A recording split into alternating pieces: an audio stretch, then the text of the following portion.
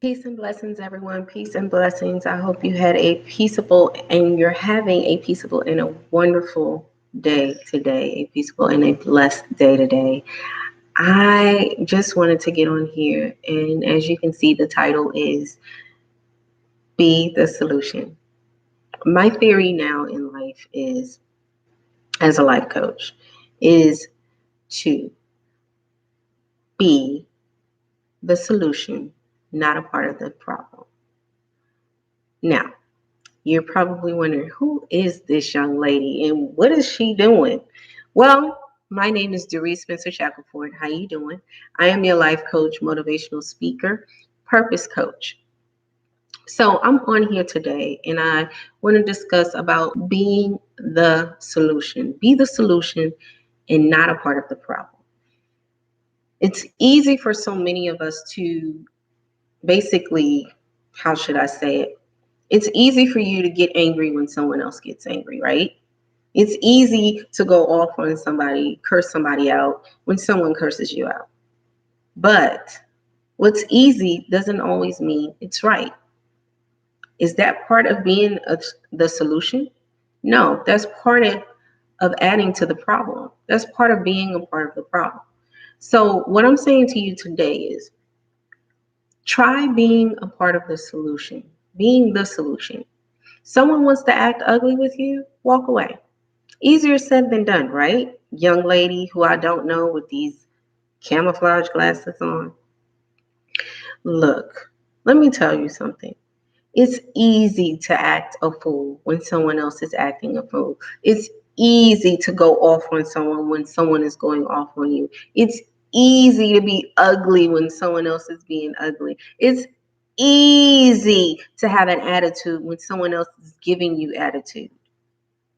It's easy to yell when someone else is yelling. It's easy to throw a punch when someone is beginning to be violent with you. But what's easy is not always what's right. Listen, in our society today, if you look at all the things that's going wrong, most of them can be avoided if someone was a part of the solution.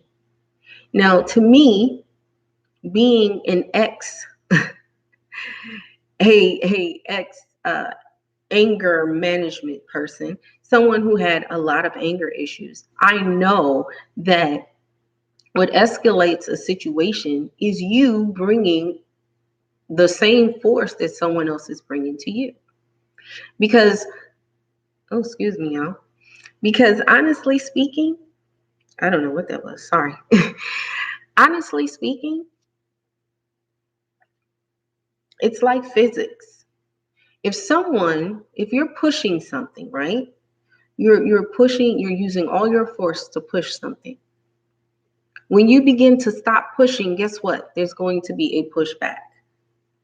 So, in other words, in layman's terms, and no, I'm not a physicist, and nor do I claim to be, but that's plain physics. If you're using force to push something, when you stop pushing, there's going to be a pushback. It doesn't matter how far the distance or not, or whether it's short or a long distance. Listen, the point is this, and I'll put it in even simpler terms.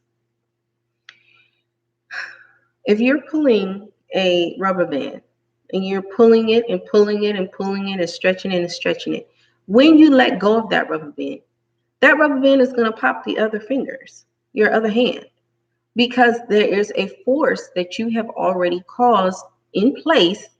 You've put that energy to whereas it's going to go back and it's going to give you that same energy back. There is a pushback.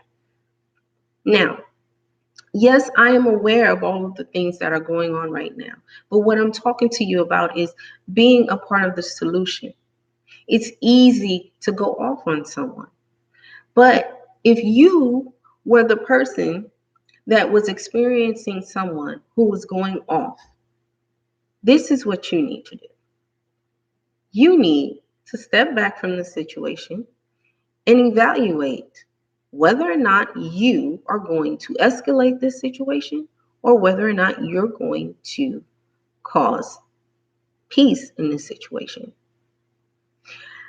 I know you're like, Dearice, that takes a lot of time. But listen to this. I was once the person that if you gave me attitude, I gave you attitude back. Now, that is not my zhish. That's not something that I partake in because I realized that that was a push-pull situation. The more force I used to try to deflect instead of actually eliminate thinking before I act, it actually made my situation better. See, you need to evaluate your actions and stop acting out of emotion. That's what a lot of people are doing. Their actions are driven by emotion. Therefore, they act before they think. We are human beings. We are supposed to think before we act. And a lot of times, if you do that, when and where you do that, my tag is bothering me. When you do that, you begin to, one, master self, two, become a part of the solution. Now, it's easier said than done, right? Okay, let's try this on for size. You go to a restaurant. Now, first of all, I don't mistreat people in restaurants. Anytime you're serving my food or you're doing any type of service to me, you have the utmost respect for me because it takes a lot to be a servant to anyone. If you're in the serving industry, hospitality industry, you are highly, highly, highly respected by me. Because I remember when I worked in fast food, and I actually enjoyed it because I love serving people. So when you are a servant to others, it leads to greatness. And so I didn't know that at the time. But here it is. You need to respect those that are servants, that are serving your food, that clean your rooms, that valet your car, that are at hotels, restaurants, cleaners, anybody that renders you a service. And their jobs are very stressful because they're not just dealing with you, they're dealing with their life, their job, and then other people's attitudes. So it's not just one area of their life that they're dealing with. And you have to be respectful of that. So, one, take all of that into consideration when you're doing business, when you're going to a place to get service. Take all of that into consideration and then step back and evaluate you. Did I say something out of order? Was my attitude in the right way? Was my tone the right way? Be the first person to apologize. I don't care. I don't care if you did nothing wrong. Apologize. Say, I do apologize if I sounded a little, rude. Let me take a step back and let you handle someone else. And I'll wait. I'll wait. Do you not know how you just de-escalated that situation? Whether or not that person was going to, blow up or not. Be a part of the solution. Be the solution, not a part of the problem. It's easy to sit here and talk about somebody. It's easy to go rail for rail, throw rail for rail to someone. But it's hard to do the right thing. But it's not so hard when you make it a habitual habit. When it becomes something that is routine for you, when it becomes first nature, not second nature, first nature. Your first nature should be to love everyone because every one of us are connected. Now, this is a short little tidbit that I'm sharing. I'm not going to be here very long. Be the solution. Be the solution. I was going to say be a part of the solution. No, be the solution. If your goal is to be the solution, then guess what? You won't be a part of the problem. I don't care if they're having a bad day. Help them have a better day. Help them by turning their day around because they deserve it. Everybody wants to have a good day at work. Even if you're in there and your food is your order is completely backwards. This is what you say. Hey, how you doing today? Yeah, I know. It can be rough sometimes. But hang in there. But I kind of have a little problem here. I'm gonna be like, well, what's happening? You go like this. Well, this order would be great if it was actually my order. And they're going to be like, it would be great if it was actually your order. What do you mean? And then you make it humorous. See, people always want to help people that are pleasant. You have to have a pleasant disposition, which is called a positive mental attitude, which is called a PMA, a positive mental attitude. You must always have a positive mental attitude. I don't care what you're doing. I don't care if you're just speaking to someone on the phone. My children tell me all the time, Mommy, why do you talk like that when you're on the phone? Because I have phone etiquette. I believe in having a cheerful phone voice because guess what? That's important to have.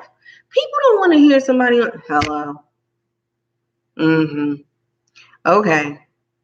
Well, thank you for calling. No, you wouldn't want to talk to somebody that was in customer service that sound like that. So I put on my phone voice. And yes, it might change up from time to time. Let's just be real. Everybody has that change up voice.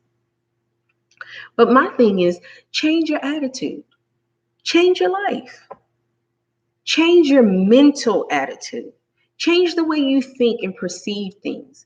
And then you'll become a part of the solution. But then as you change more and more every day and you work on it every day, you'll become the solution.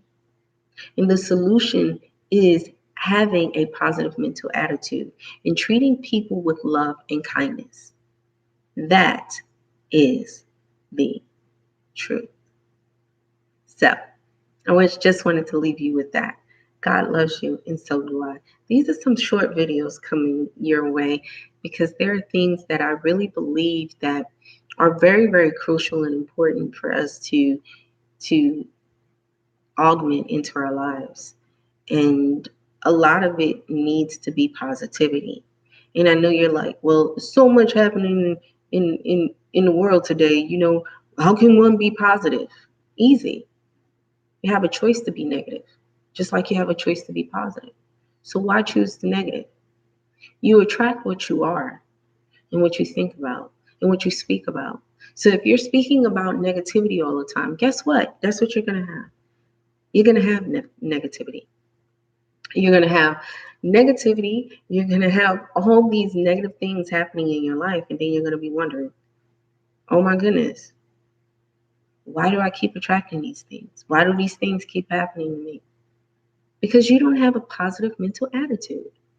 And you rather be a part of the problem instead of the solution. Remember, God loves you, and so do I. Smooches. I just love what I do.